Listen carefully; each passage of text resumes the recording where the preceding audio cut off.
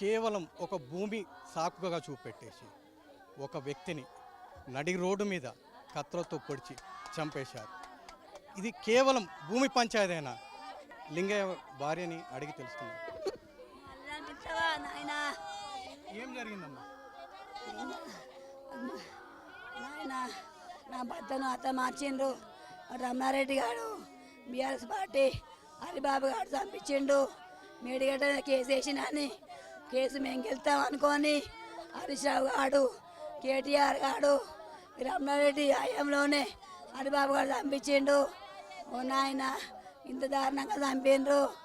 మీరు ముందు ఈయన మీద కేసు ఉంది కదా, ఆల్రెడీ ఒకసారి జైలుకి వెళ్ళి వచ్చాడని చెప్పేసి వాళ్ళు అంటారు. అసలు దేనికి కేసు అయింది? ఆయన భూ కబ్జాల మీద నాయన భూ కబ్జాలు చేస్తానని నాయన భూ కబ్జాలు చేయదని పోరాడితే నాయన జైలు పంపిరు. నాయన జైలు వచ్చినాక ఇచ్చిపెట్టే నాయన ఆయన పగ పెంచుకున్నారు.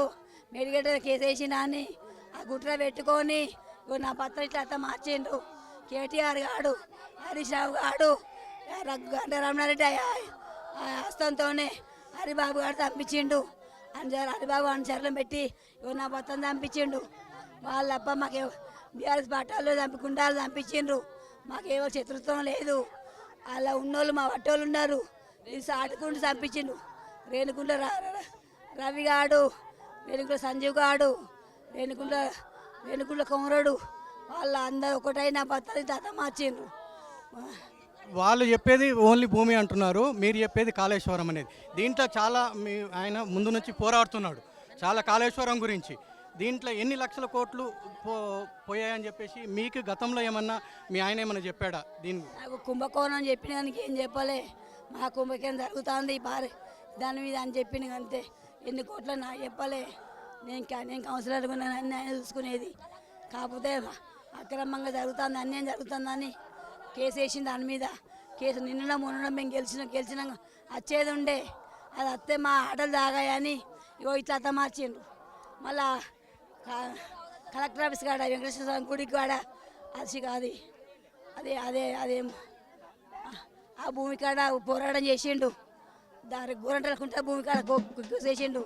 దాని మీద కూడా గుట్ర పెంచుకొని ఇట్లా అత్త మార్చిండ్రు.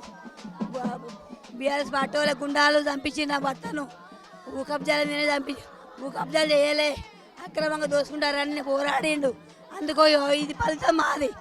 ఒక సామాజిక కార్యకర్తగా చాలా వరకు పోరాడాడు పేదల కోసం అని చెప్పేసి అంటారు. కోసమే పోట్లాడిండు, మా కోసం పోట్లాడలే, జనాల కోసమే పోరాడిండు. జనాల కోసమే పానం పోయింది. నాయన వాళ్ళ కోసమే నా పానం పోయింది. దీని వెనకాల ఎవరున్నాను అనుకుంటారు మీరు?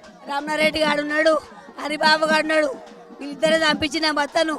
వీళ్ళిద్దరే హరిబాబు ఎమ్మెల్యే రమణారెడ్డి గారు హయాంలోనే హరిబాబు గారు చంపించిండు. వీళ్ళిద్దరే కుట్ర పెట్టిండ్రు, కుట్ర పెట్టి చేసిండ్రు. ఇది ఒక సీరియల్ కిల్లర్ లాంటి పనులే తప్ప మామూలు వాళ్ళు చేయలేరు అంటున్నారు. దీనికి వెనకాల ఎవరు ఉన్నారని మీరు గట్టిగా రమణారెడ్డి గారు ఉన్నాడు, గంట రమణారెడ్డి గారు, హరిబాబు గారు. వీళ్ళిద్దరే చంపించిండ్రు. మళ్ళా వాళ్ళ మార్గంలో పెట్టి చంపించిండు. నేను హరిబాబు గారు, రమణారెడ్డి గారు, వీళ్ళు తప్ప మాకు ఎవరు పగలేరు. ఈ కేటీఆర్ రమణారెడ్డికి చెప్పేసి ఈ మర్డర్ చేపించారు. రమణారెడ్డి కేటీఆర్ గారు చెప్పిండు, కేటీఆర్ రమణారెడ్డి చెప్పిండు, రమణారెడ్డి గారు హరిబాబు గారు చెప్పిండు, హరిబాబు గారు ఇట్లా మార్చిండు. గతంలో మీకు ఏమైనా బెదిరింపులు వచ్చాయా? నెల కింద రమణారెడ్డి గారు 10 లక్షల రూపాయలు తన్నాడట. నా జోలికి రాకన్నాడట, నా భూముల జోలి రాకన్నాడట. అంటే నేను ఊరుకోరన్నాడట. నేను ఇట్నే పోరాటం చేస్తా, ప్రజల కోసం ఎక్కడ దాకా పోతాన్నాడట. అన్నందుకు ఈ ఫలితం చేసిండు. ఓన్లీ జాగా కోసం అనేది వాళ్ళు చెప్తున్నారు. మీరు చెప్పేది ఒక న్యాయం కోసం పోరాటం అనే 1,00,000 కోట్లు. న్యాయం కోసమే. అటు మేడిగడ్డ ఇటు భూములు వాడి విషయంలో పోరాటం చేసి తప్ప ఏది లేదు. ఇక గతంలో ఈ బీఆర్ఎస్ వాళ్ళు ఎట్లాంటి బెదిరింపులు వచ్చినాయి? ఏమన్నా మీతో షేర్ చేసుకున్నాడా? సంపుతాన్ని బెదిరించిండు.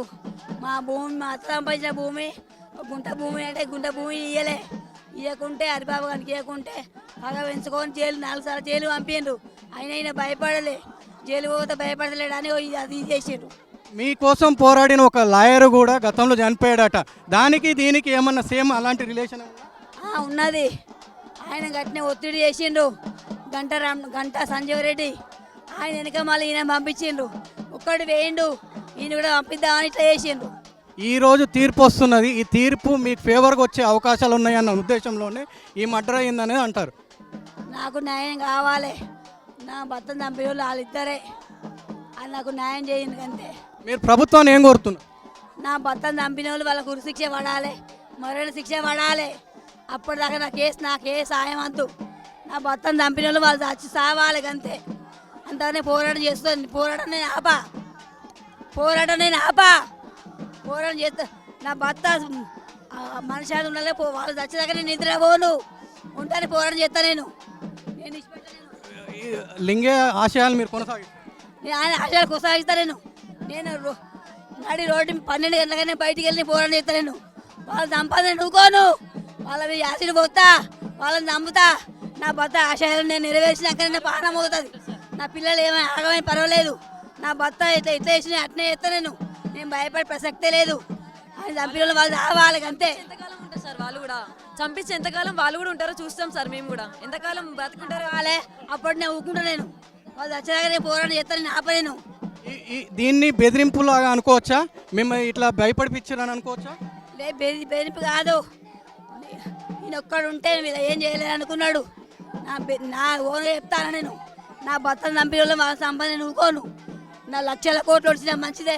నా ఇల్లు అమ్ముకొని వాళ్ళని చంపుతా. నేను ఊకోను, అసలు ఊకోను. నేను రామరెడ్డి గారు వాళ్ళ ఊళ్ళోకి రావద్దు, హరిబాబు గారు ఊళ్ళోకి రావద్దు, వాళ్ళు చెప్పు తీసుకో. రామరెడ్డి గారు ఊళ్ళోకి రావద్దు, వాళ్ళు గెలవద్దు. వాళ్ళిద్దరే మెయిన్ కారణం.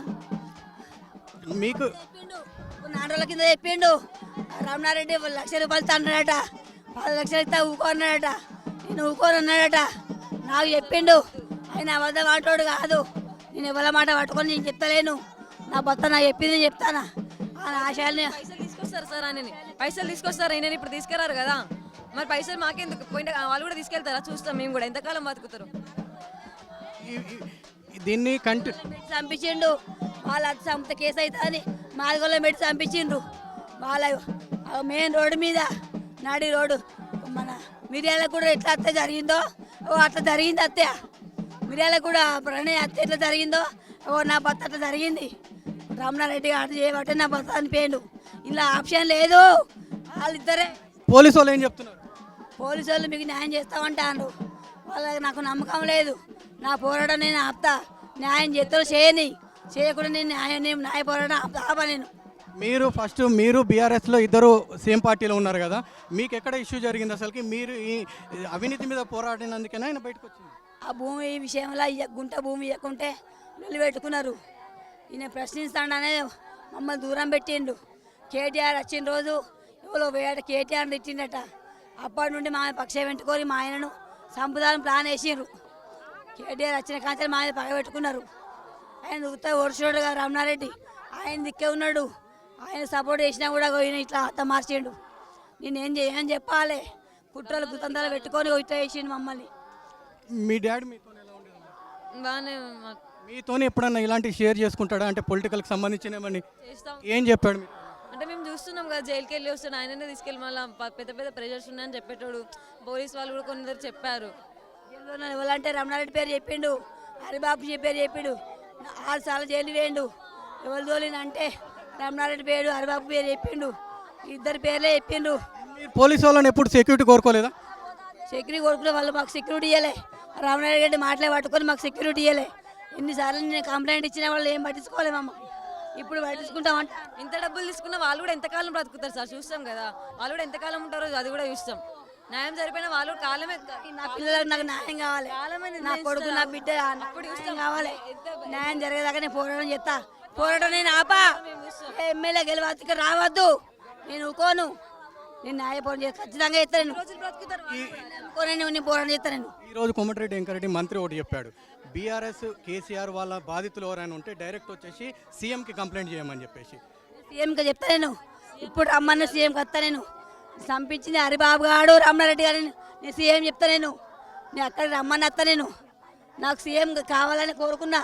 నిన్న ధర్నా అయితే ధర్నాకెళ్ళి గుంజుకోపోయినరు. ధర్నా చేయనియలే. నేను కేటీఆర్ రేవంత్ రెడ్డి దగ్గర కూతానని అన్నా. నేను అంటే వాళ్ళు వినకుండా నన్ను సముదాయించిండ్రు.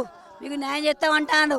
న్యాయం చేయకుండా నేను చేయకుండా నేను మన ముఖ్యమంత్రి దగ్గర పోతా నా భర్త సంగతి వాళ్ళు అడుగుతా నేను కేసీఆర్ బాధితులందరినీ సీఎం రమ్మంటున్నారు. మీరు వెళ్ళి కంప్లైంట్ చేసే అవకాశం చెప్తా నేను ఎక్కడికంటే అక్కడ పోతా.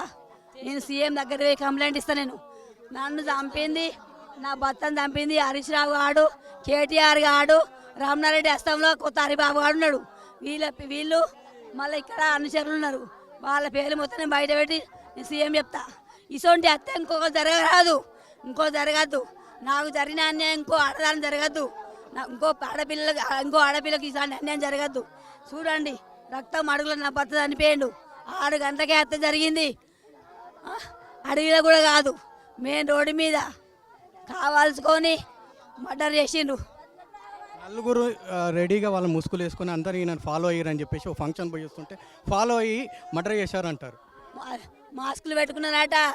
ఈయన ఎవరో అనుకో సపడకి వెళ్ళొస్తా అంటే ఆ మాస్కులతో చంపిండట. చంపి పరారు అయిందట. నా భర్త అక్కడ ఆగమైందట. అడ్డం వచ్చిన వాళ్ళు అడ్డం వస్తే వాళ్ళు నరకడం బెదిరించిందట. మాస్కులు కాచుకొని వచ్చిందట. పెద్ద వాళ్ళు వచ్చిండ్రు. వాళ్ళు వీళ్ళ ముందర పెట్టి వాళ్ళు చంపిండ్రు. నాయన ఒక అర్ధగంట లోపల పావుగట్లనే పానం పోయింది. నాయన నిన్ను నన్ను తీసుకుపోండి. నేను సీఎం దగ్గరికి పోయి మాట్లాడతా. నాకు న్యాయం జరగాలి, వాళ్ళకు మరణ శిక్ష పడాలి. అప్పటిదాకా నేను రేవంత్ రెడ్డి దగ్గరనే ఉంటాను. నేను అప్పటిదాకా నేను వాళ్ళు ఎంతకాలం ఉంటారు? వాళ్ళకి శిక్ష పడాలి. ఎన్ని డబ్బులు తీసుకున్న వాళ్ళు కూడా పట్టుకొని పోలేరు కదా. చూస్తాం న్యాయం జరగాలి. ఇప్పుడు ఖచ్చితంగా వాళ్ళు కూడా ఎంతకాలం ఉంటారో మేము కూడా చూస్తాం. ఖచ్చితంగా వాళ్ళు బయటికి రావాలి. బీఆర్ఎస్ మొత్తం రౌడీగాలు తయారవుతున్నారు. కావాలి వాళ్ళు మొత్తం అంకుల్ వాళ్ళే తెలుసు. ప్రపంచంలో ఏ మూల ఏ క్షణం ఏం జరుగుతుందో వేగంగా తెలుసుకోవడానికి తొలి వెలుగు వాట్సాప్ ఛానల్ని ఫాలో చేయండి.